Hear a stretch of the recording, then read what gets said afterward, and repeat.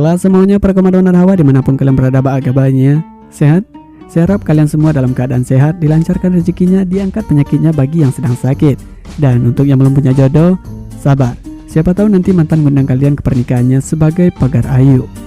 Oke, kembali lagi dengan saya, pria banyak kesibukan namun masih pengangguran.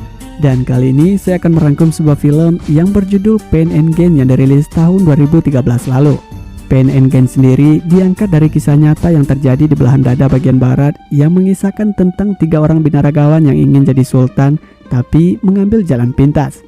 Film ini diperankan oleh Mark Wahlberg, Dwayne Johnson atau yang dikenal dengan The Rock, kemudian Anthony Mackie, serta beberapa aktor lainnya.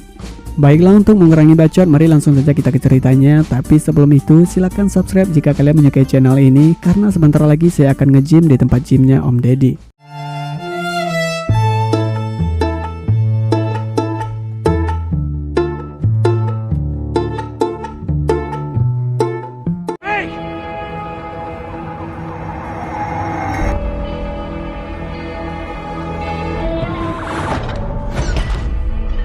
Cerita bermula 6 bulan sebelum kejadian tadi, di mana seperti biasa Lugo kembali menjalani aktivitas sebagai seorang instruktur di sebuah tempat gym.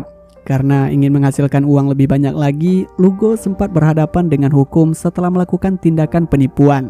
Setelah bebas, Lugo kembali melamar di sebuah tempat gym, yaitu Sun Gym milik seorang pria bernama John.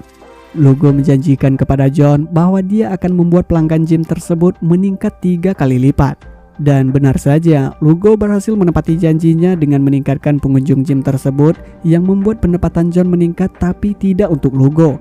Karena banyaknya tagihan listrik, air, kontrakan, apa segala macam membuat Lugo merasa hidupnya belum ada perubahan. Setelah mendengar ucapan salah satu pelanggannya yang bernama Victor, sekaligus sultan setempat dengan banyak bisnis yang ia miliki, membuat Lugo termotivasi untuk jadi sepertinya. Kemudian, Lugo menghadiri sebuah seminar yang diadakan oleh seorang motivator sekaligus miliarder bernama Johnny Wu. Setelah mendengar semua bacotan yang disampaikan oleh Johnny, Lugo semakin semangat untuk jadi salah satu sultan di Amerika. Kemudian, Lugo menceritakan rencananya kepada Adrian yang hobi coli, di mana dia akan membuat Victor bangkrut lalu menguasai semua harta yang dimiliki. Setelah Adrian bergabung, kini mereka mengajak satu orang lagi yang bernama Paul. Paul merupakan mantan narapidana sekaligus pecandu kokain, tapi semenjak keluar dari penjara, Paul menjadi orang yang taat dengan agamanya.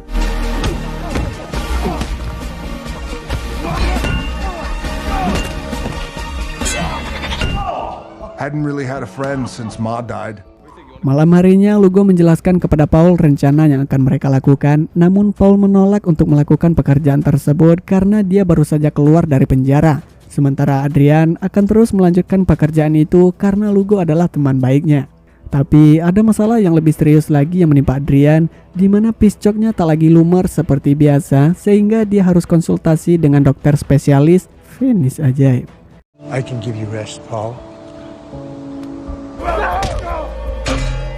I just snapped. Keesokan harinya, Paul memutuskan bergabung dengan Lugo setelah dia merasa dilecehkan oleh seorang pria tua. Bahkan Paul hampir saja membuat pria lapuk tersebut meregang nyawa.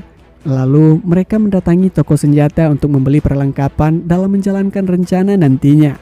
Berhubung pemilik toko hanya menjual senjata kepada polisi, Paul pun mengaku bahwa mereka merupakan pensiunan polisi yang sekarang ditugaskan menjaga keamanan sebuah grup band rock di Yerusalem.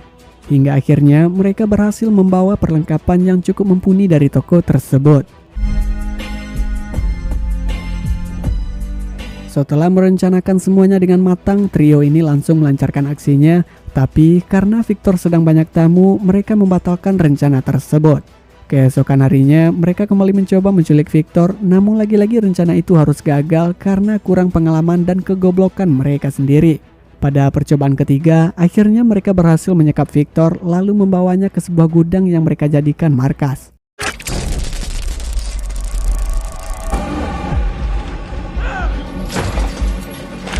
Saat diinterogasi, Victor malah mengejek Lugo yang akan menghabiskan sisa hidupnya terobsesi dengan otot dada. Hal itu membuat Lugo naik pitam karena Victor telah mengetahui identitas orang yang telah menculiknya. Lalu Lugo menyuruh Paul ke kantor Victor untuk mengambil semua berkas-berkas berharga yang akan dialihkan atas nama mereka. Untuk menghindari kecurigaan, Lugo kembali bekerja seperti biasa, di mana nantinya mereka akan bergantian mengawasi Victor. Ketika giliran Paul menjaga Victor, Paul malah terlihat sangat tidak profesional dalam melakukan pekerjaannya karena dia menuruti semua permintaan Victor. Kesempatan itu pun dimanfaatkan oleh Victor dengan memuji-muji Paul sehingga Paul selalu merawat Victor ketika dia yang berjaga. Bahkan Paul mencukurkan brewoknya sekaligus membacakan cerita dongeng untuk Victor. Paul.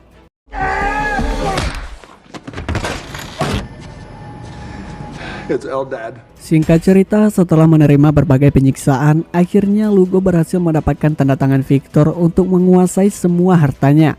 Namun tak semudah itu karena pengalihan properti harus dihadiri oleh Victor sekaligus disaksikan oleh notaris. Lalu Lugo yang tak kehabisan akal kemudian meminta John yang kebetulan masih seorang notaris membantunya menyetujui pengalihan properti itu. Dengan menjanjikan Lugo akan mencarikan sponsor untuk tempat gym milik John. Dan No big deal.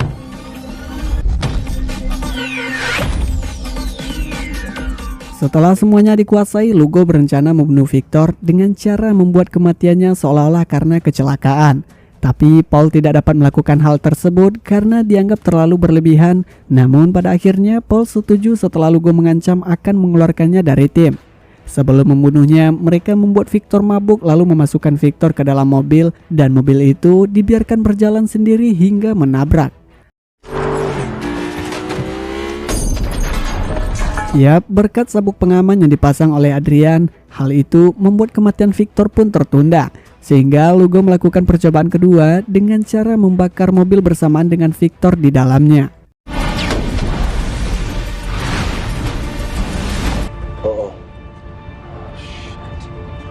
Ya, untuk kedua kalinya Victor berhasil selamat dari kebakaran tersebut sehingga Lugo menyuruh Paul menabraknya sampai benar-benar tewas.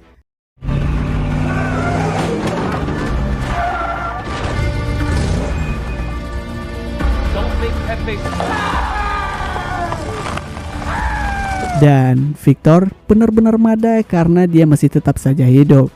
Di rumah sakit, Victor dimintai keterangan oleh petugas atas kejadian yang baru saja menimpanya. Setelah Victor menjelaskan, petugas tersebut malah tidak percaya karena mereka menemukan kadar alkohol yang dikonsumsi melampaui batas.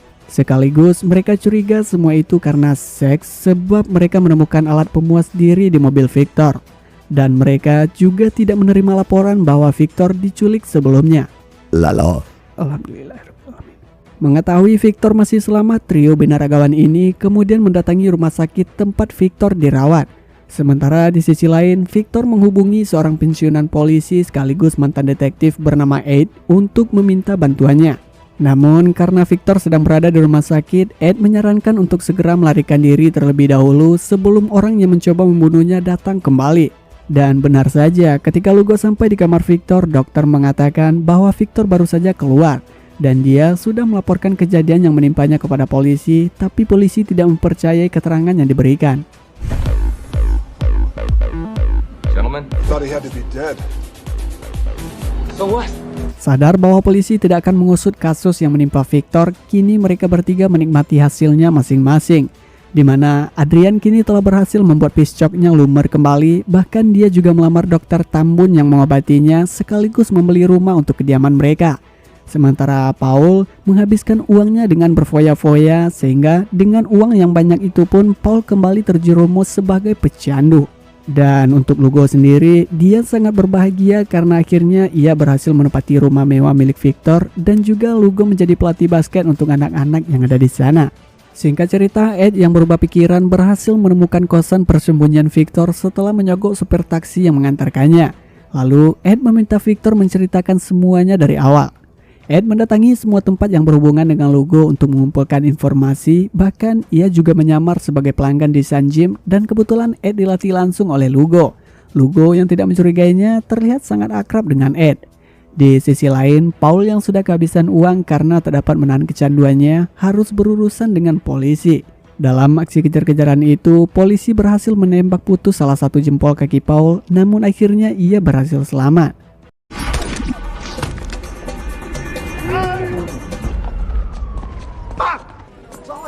Victor lalu menelpon John dan meminta semua uangnya dikembalikan. John yang panik kemudian menanyakan di mana posisinya sekarang karena John akan menemuinya untuk mengembalikan semua uang tersebut. Tapi Victor malah menutup teleponnya. Lugo yang tak kehabisan akal meminta John menelpon balik sehingga diketahuilah bahwa telepon itu berasal dari sebuah motel yang tak jauh dari tempat mereka.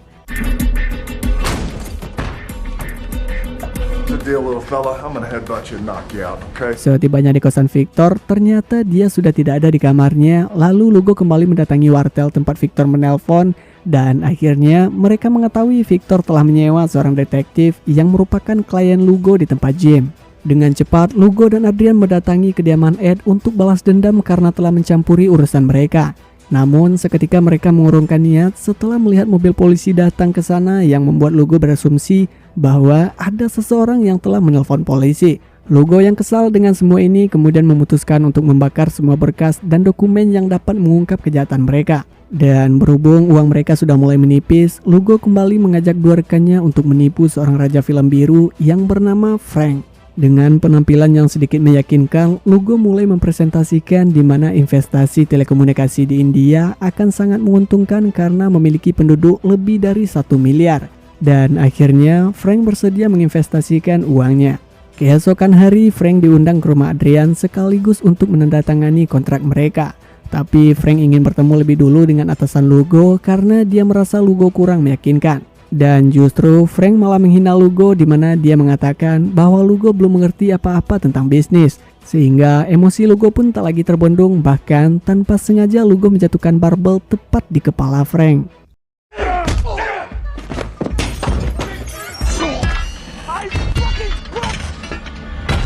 Kekasih Frank yang histeris melihat kejadian tersebut kemudian diamankan oleh Adrian dan Paul.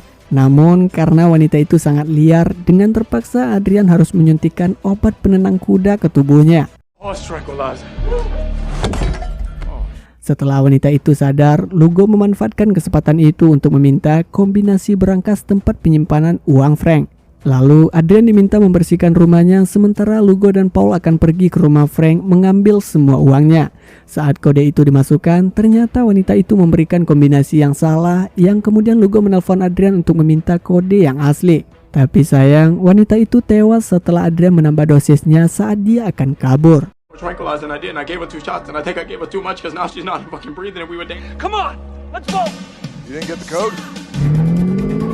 Singkat cerita, karena gagal mendapatkan uang Frank, mereka berencana untuk menghilangkan jejak dengan membawa semua mayat itu ke markas lalu memutilasinya.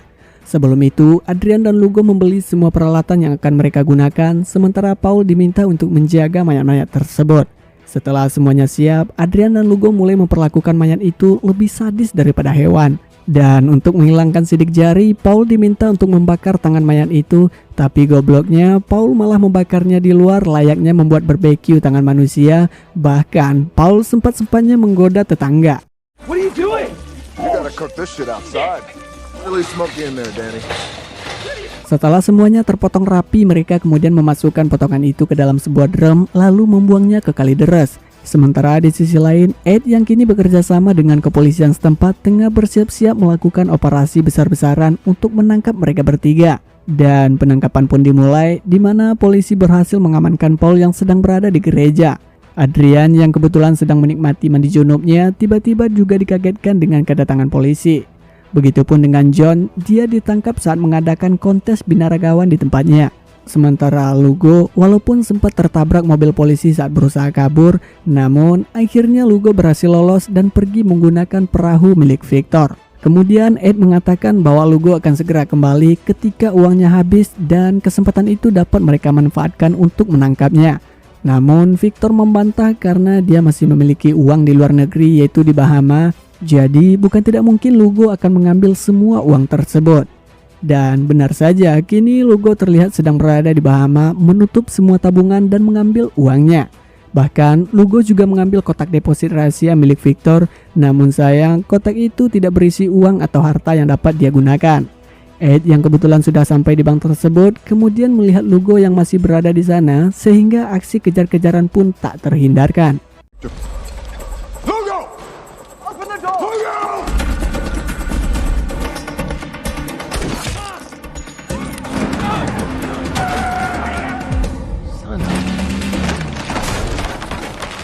Akhirnya trio binaragawan ini diadili atas semua tindakan kejahatan yang merenggut nyawa beberapa orang. Berdasarkan semua bukti yang mereka temukan sekaligus pernyataan dari saksi, hakim memutuskan untuk menjatuhi hukuman mati kepada Lugo dan Adrian. Sementara Paul setelah dia mengakui kesalahannya dan merasa dijebak, akhirnya dia dijatuhi hukuman 15 tahun penjara. Setelah kasus itu selesai, kini Ed benar-benar memutuskan pensiun dari pekerjaannya. Walaupun Lugo dijatuhi hukuman mati, namun ia merasa bahagia karena sudah sempat merasakan bagaimana rasanya hidup bergelimang harta. Lalu untuk John sendiri, dia juga dijatuhi hukuman 15 tahun, tapi akhirnya dia tewas sebelum masa hukumannya habis. Dan film pun tamat.